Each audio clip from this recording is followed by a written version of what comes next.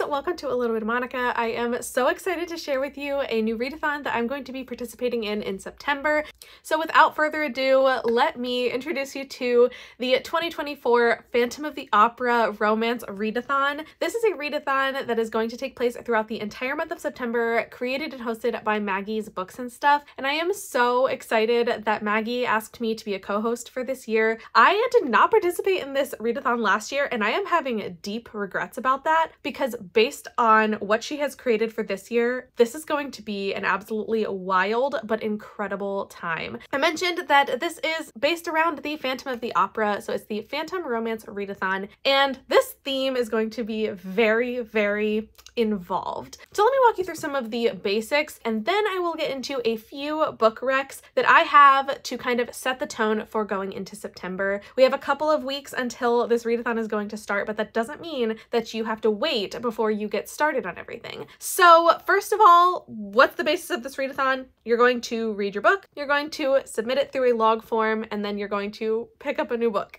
But there's going to be a couple of things that are going on in the meantime. So this is a competitive readathon. There are going to be 5 teams that are competing for Kristin's affection. If you know the story of the Phantom of the Opera, you know it is about Kristin Daae, who is a performer at the opera house that is kind of behind the scenes run by the Phantom. And he's pulling all the strings, but he has an infatuation with Kristin and her singing and everything about her. So the basis of this readathon is that the 5 teams are vying for Kristin's affection. So to go over the 5 teams, just so you have an idea of how this works, the first one, which is the team that I will be on along with Jenn from the Book Refuge, we are the co-hosts for the opera singer team. So we are basically a competitor against Kristin, but we are also infatuated with her undeniable talent. And our 2 main tropes, and this is just to help you pick your team, but it's not to lock you in to any certain trope. You can read whatever you want, but our main focus on this team is enemies to lovers and forced proximity. These are 2 of my favorite tropes, and I'm really excited to have these put into play. I already have some books that are brewing in the back of my mind of ones that I want to read for the month. The second team is Raul, and they have known each other for years. So it's very appropriate that the tropes that go along with Raul are friends to lovers and second chance romance. Moving on to the third one, the opera owners. For this one, the 2 tropes that you are focused on is age gap and billionaire romance. The fourth team is the ballet dancers, and the 2 tropes for this team are why choose and shifters.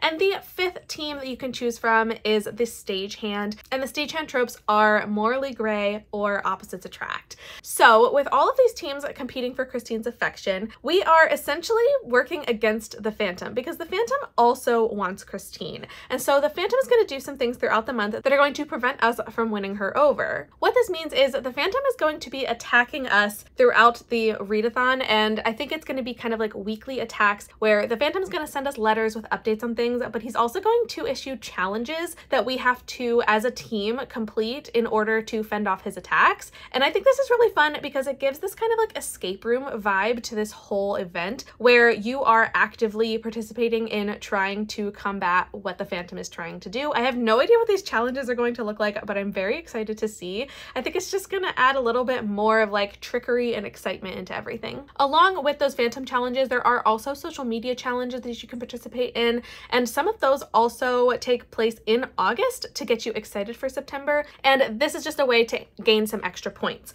But speaking of points, let's get into the points breakdown. So I am going to breeze through this pretty quickly. Maggie has an announcement video where she goes into everything in so much more detail. The main points that you're going to get come from the page number that you are reading. So you get points based on how long your book is. Like if you take longer because you're reading a long book, it's okay because you get more points from it. But on top of that, there are a couple of main categories that you can get bonus points for just from the book that you end up picking. Those points are going to help you make benchmark goals throughout the month, and when you hit those benchmarks, you're going to be rewarded for it as a team. team. So you are trying to get as many points as you can to help your team move through this challenge. But at the same time, there's also something called the trope pot. And the trope pot comes from reading books that are within your team's tropes. You get 100 points into your trope pot if you read a book that has one of the 2 tropes that you have for your teams. For example, I am an opera singer, and enemies to lovers and forced proximity are my 2 tropes. So if I read a book that has one of those tropes, I get 100 points into my team's trope pot. You also get 50 points if you read another team's trope. So this is to encourage you to read really whatever you want. You're going to get points for it. Now you might be asking, what the heck is a trope pot and what does it do?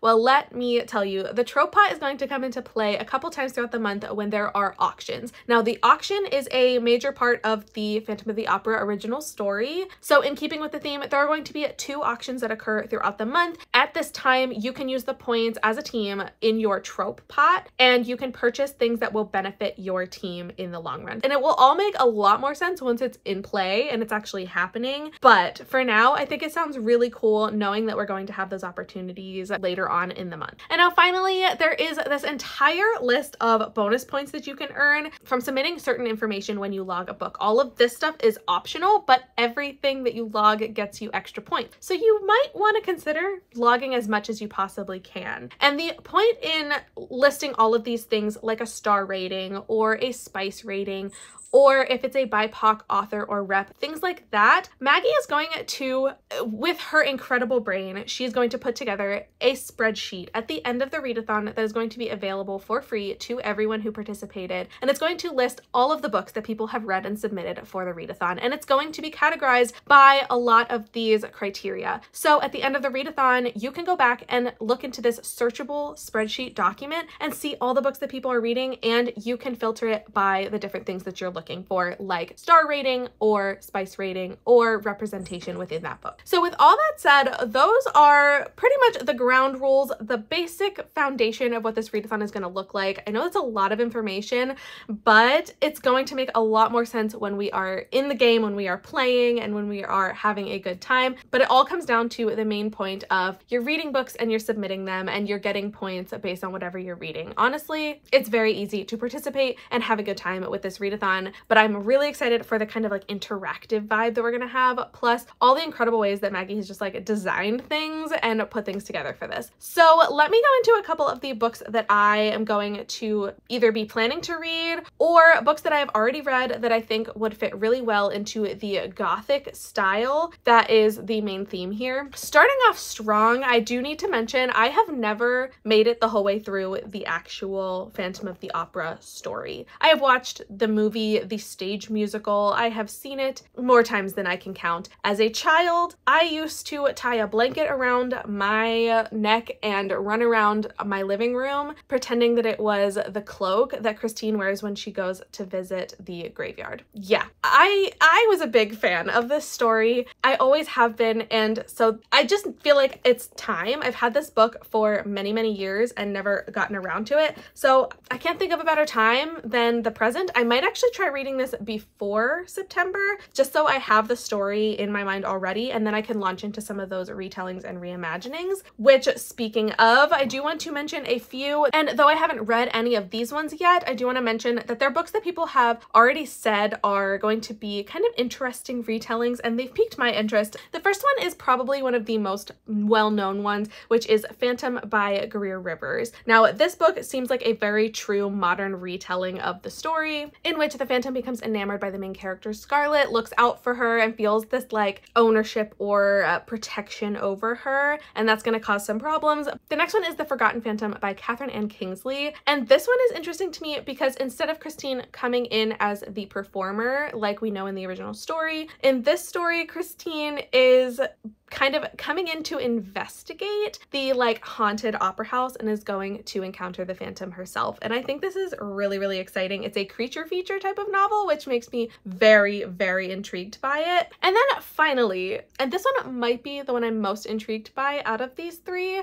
but a dark fantasy romance, Phantasma by Kaylee Smith. This book is like gothic dark romance, but it has a competition element, and competition is something that that I absolutely love in my books. I feel like that setting just adds so much stress and tension, and so I'm really excited to find out what's going to happen in this one. But our main character Ophelia's sister disappears, and the only way she can get her back or figure out what happened to her is to enter this competition and win, because the prize is a wish. So she's going to enter this competition and be faced with monsters and things that she has to fight off, and it just sounds really, really, really good. So I'm going to add this one to my list as well. Now I do want to mention a couple of books that I have read and books that are going to fit the gothic romance type of vibe. I am going to do a separate video for specific trope recommendations for specifically my team, but I also am going to include some for the other teams as well. So to start off, I just want to go over some gothic reads that I have, you know, read in the past year or so. The first one is going to be Starling House by Alex E. Harrow. I'm gonna be honest, I gave this one 3 stars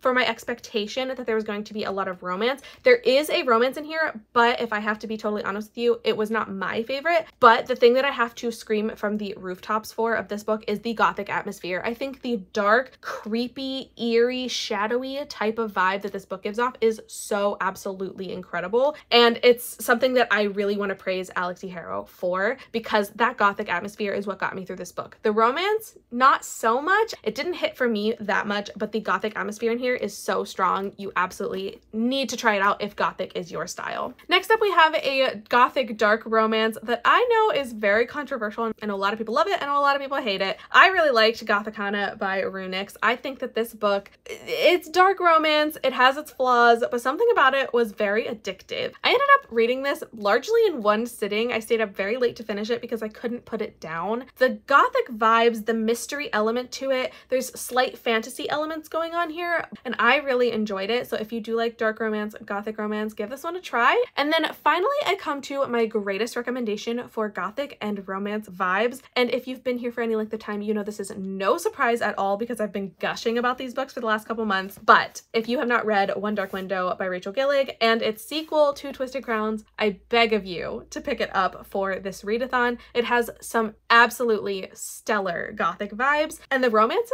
are to die for. First of all, I love this book and the fantasy element where magic is connected to like cards, a deck of cards kind of that you have to collect, and they give you powers. And so there is this going on, but the main character has like a nightmarish voice in her head, and I think this is such a fun vibe, but it's also dark and creepy. And then book 2, actually, I like more than this one. I gave this book 5 stars and I liked book 2 even more. I'm just simply obsessed. I think about it regularly because of the character dynamics and the story that's going on. It just gave me everything I was looking for. So if you have not read either of these books, please, please, please give them a try. Those are the books that I recommend you trying out based on ones that I've read, as well as some of those Phantom retellings that I haven't tried out yet, but I'm really excited to hopefully get to throughout September. There's all the details for the romance readathon. I did not mention every single one of the co-hosts for this readathon, but I have them all linked in the description. Make sure that you're checking them out, giving them a subscribe, and keeping up with everything from there, because this is going to be such a fun month. We're going to have sprints going on and lots of fun announcements. Make sure that you are joining the Discord. I have everything linked in the description that you need, but please also go watch Maggie's announcement because she has put so much work into this and there's so much going on. I'm so excited. If you can't tell, this is going to be such a fun month. Just the Phantom of the Opera is, it's such a good story. It's such a classic story, and it just makes me very, very eager for September to get here. So please don't hesitate to join that Discord and get everything ready for this. I would love to have you join my opera singer team. I want to thank you so much for watching this video. If you liked what you saw and you want to see more from me, please hit that subscribe button so you don't miss out on the things that I have coming up. But with all that said, I want to thank you so much for watching this video, and I hope I will see you in the next one. Bye!